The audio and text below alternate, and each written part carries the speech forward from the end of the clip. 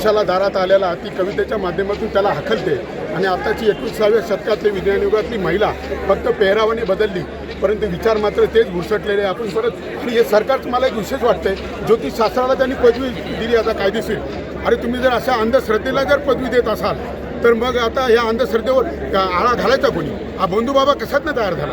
या ज्यावेळेस जो पुढारी त्याच्या दर्शनाला गेला त्याच्या जवळ त्याने राहिलं, ज्याने त्याला गळ्यात काहीत म्हणून बांधलं, ज्याचा पाय धरले, ज्याच्यावरून आरती ओवाळली, हा प्रत्येकजण दोषी आहे. जेव्हा एखादा बंधुबाबा देवाधर्माची आस्था दाखवून बलात्कार करतो, अत्याचार करतो, त्यावेळेस त्याला वाढवणारे, त्याला मोठं करणारे प्रत्येकजण गुन्हेगार असतो, प्रत्येकजण दोषी असतो. आणि अशा प्रत्येकाला इथं शिक्षा झाली पाहिजे, तरच हे असे बाबा बुवांना पोसायचं काम बंद होईल.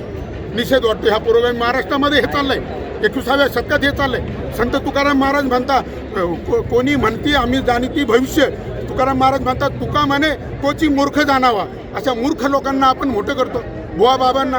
आणि या माध्यमातून एक महिलांना माझी विनंती आहे, अरे तुम्ही बाजारामध्ये गेल्यावर भाजीची, मेथी, कोथिंबीरीची जुडी काडी पाहून तपासून घेणाऱ्या या नीच नाराधम बुवा बाबांची जराही लायकी तपासून घेत नाही.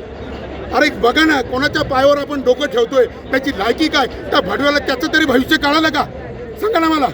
अरे त्याला माहीत होतं का त्याच्यावर गुन्हा दाखल होईल, तो तुरुंगात जाईल, असा कुत्र्यावानी लोकांचा मार खाईल? कधी वाटलं होतं का त्याला? अरे ज्याला स्वतःचं भविष्य कळत नाही तो आमच्या महाराष्ट्राचं, माझ्या माय माऊल्यांचं, भगिनींचं भविष्य सांगायला लागला. आणि अशा भोंदूबाबाला पाठीशी घालणारे पुढारी, अधिकारी या सगळ्यांना आरोपी करा, अशी माझी पूर्ण महाराष्ट्राच्या वतीनं मागणी. नाव अजून पसंत विनोद नाटे, भूमिपुत्र फाउंडेशन.